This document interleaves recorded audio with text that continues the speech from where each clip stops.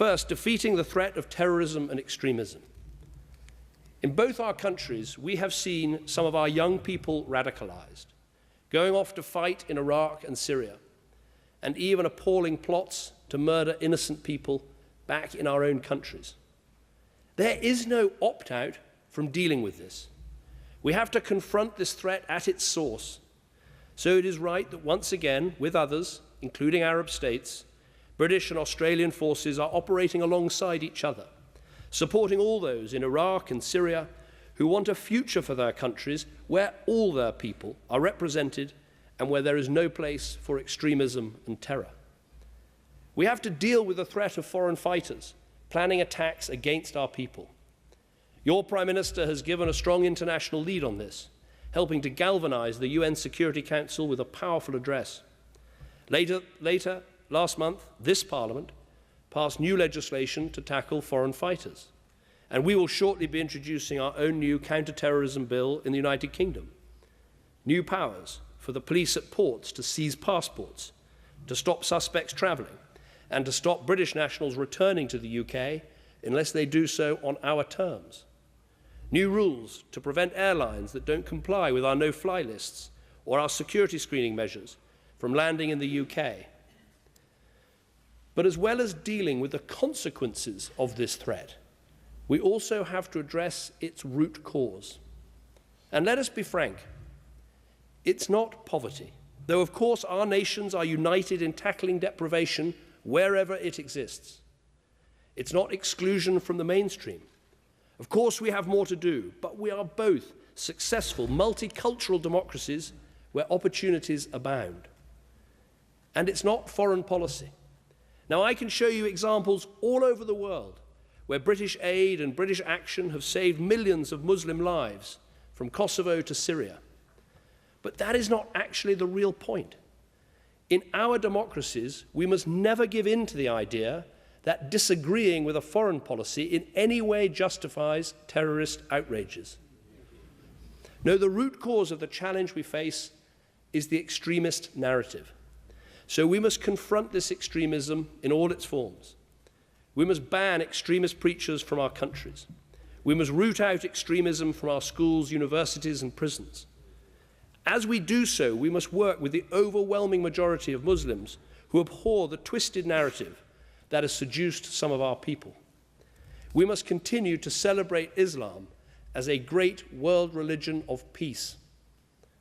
A new and pressing challenge is getting extremist material taken down from the internet. There is a role for government in that. We must not allow the internet to be an ungoverned space. But there is a role for companies too.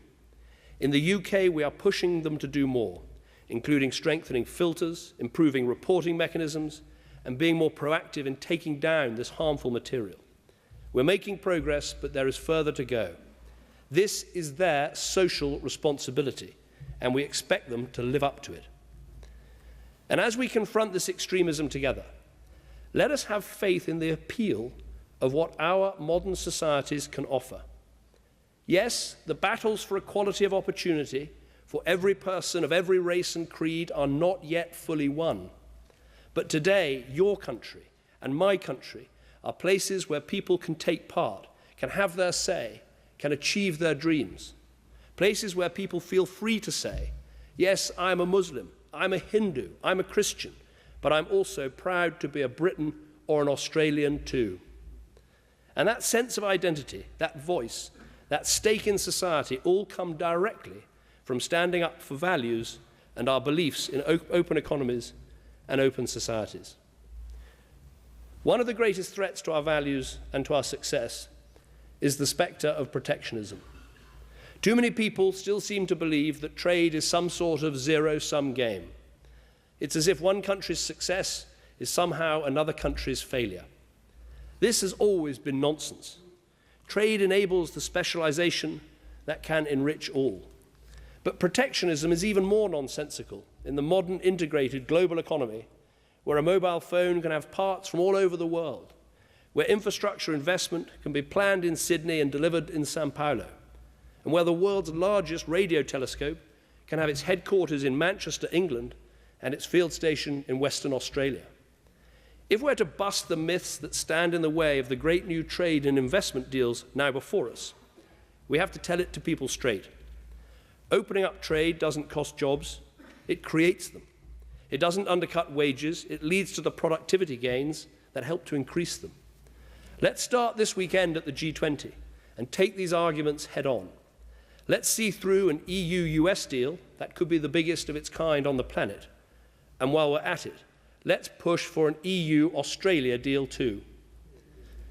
Because if we have the confidence to stay true to our values, we can defeat the protectionist arguments and secure huge advantages in prosperity for our nations and for our trading partners all around the world.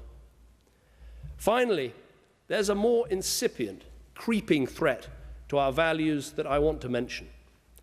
And it comes from those who say that we will be outcompeted and outgunned by countries that believe there is a shortcut to success, a new model of authoritarian capitalism that is unencumbered by the values and restrictions that we place upon ourselves. In particular, an approach that is free from the accountability of real democracy and the rule of law. I say we should have the confidence to reject this view and stay true to our values. These are the things that make us strong. We are democracies. We don't shy away from self-criticism. We debate our mistakes in public. That can be painful, but it is so powerful. Our free and fearless press shines a light wherever it is needed, without fear or favor. Of course, that can make life difficult, but it helps drive out the corruption that destroys so many countries. Our governments, your government, my government, we lose cases in court because we don't control the courts. But that's why people invest in our countries, because they have property rights and they know that they can get redress from the rule of law and that we have judges who are honest and not on the make. It is no accident that the most successful countries in the world are those with the absence of conflict or corruption and the presence of strong property rights and institutions. It is no coincidence that the big ideas, like Wi-Fi, invented here, or the World Wide Web, invented by Britain, they all come from open societies. Nor is it surprising that many of the world's leading businesses refuse to set up their headquarters in places where their premises can be taken away from them. These attributes, our rule of law, our democracy, our free press, these aren't weaknesses, they are our greatest strengths. In the great sweep of history, sometimes freedom is on the offensive, sometimes on the defensive. In 1988, my predecessor, Margaret Thatcher, spoke to you in Parliament. A year later, the Iron Curtain was ripped away and the Berlin Wall fell. Looking back, it seems inevitable. It did not seem so at the time. Time and again, our leaders called for that wall to be torn down because they had confidence that in the end, freedom would prevail. As our generation fights that battle, we need to resist the idea that says that nations can enrich their citizens while forever bypassing the building blocks of democracy, or that freedom is reserved for certain peoples or nations, or that women don't deserve equal rights and opportunities in every country on earth, or that there are some countries that just aren't suited to democracy. Accountability, human rights, free trade, open societies, these are the values that are the best basis for the fulfillment of human ambitions and dreams, more so than ever in the 21st century. Here in this chamber, and in the House of Commons back in Britain, we sometimes let the brickbats fly. We sometimes say some pretty rude things to each other. We can trade insults and put-downs. Not everyone quite gets it. Walking around in New York a few years ago, a man shouted at me across the street, "Hey, Cameron, I watch you on TV, Prime Minister's Questions. I love your show."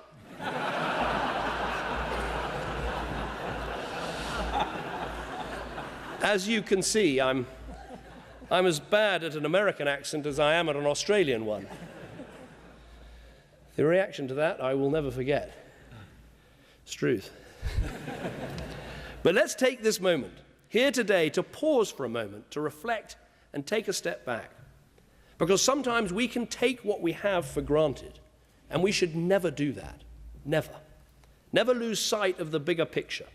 Never forget that we live in countries where the press is free, the law is fair, the right to redress is universally available, property rights universally enforceable, the freedom of speech, the foundation of our democracy. And let us remember that these things, these incredible values we share, are not just what make our societies strong, they make our economies strong too. They've made our countries great, and if we have the courage to stand by them, they will continue to do so now and for generations to come. Thank you.